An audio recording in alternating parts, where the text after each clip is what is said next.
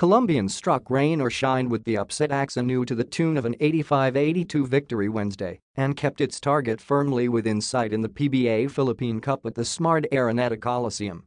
Rashawn McCarthy scored a gamehigh 22 points, while the Dyip's defense took full shape in the two middle quarters that led to their fourth straight win in as many games against the Elasto Painters dating to last season.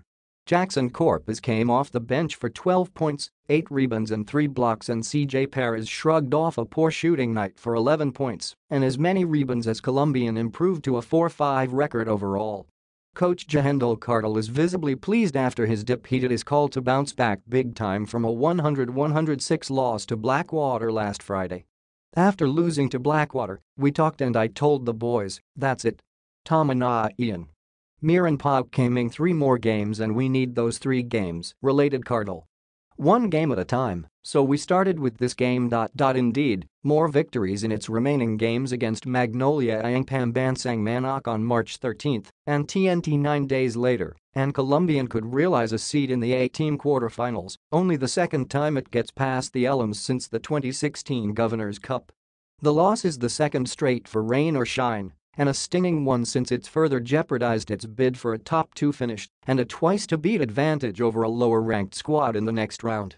After dropping to a 7-3 slate, the best the Painters could hope for now is to beat Meralco next Friday and hope that nobody else among their trailers finish with 8 wins to secure the top 2 spot.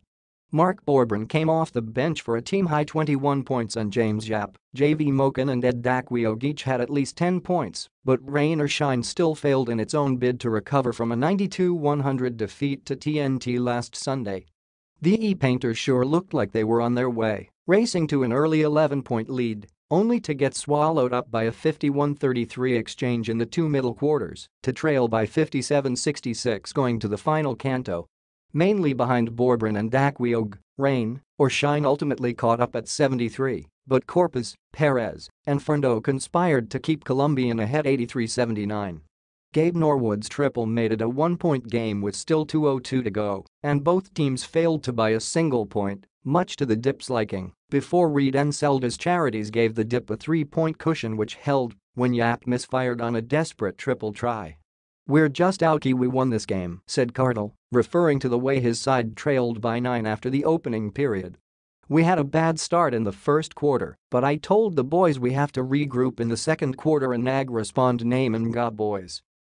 McCarthy and JP Calvo, who wound up with 8 points and as many assists, actually sparked Columbian's fight back in the second quarter before the Film guard boomed in 3 triples during a 13-3 surge from a 42-43 count that gave the Dyip a 55-46 spread, 6:47 left in the third period.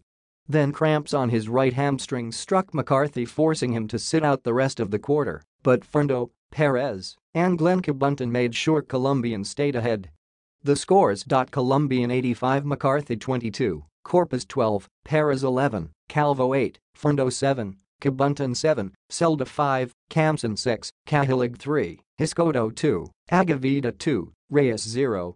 Rain or shine 82, Borbrin 21, Yap 12, Moken 12, Daquiog 10, Ahin Missy 7, Nambatak 6, Norwood 5, Belga 4, Torres 3, Ponferrada 2, Rosales 0. Quarters: 15-26, 42-40, 66-59, 89.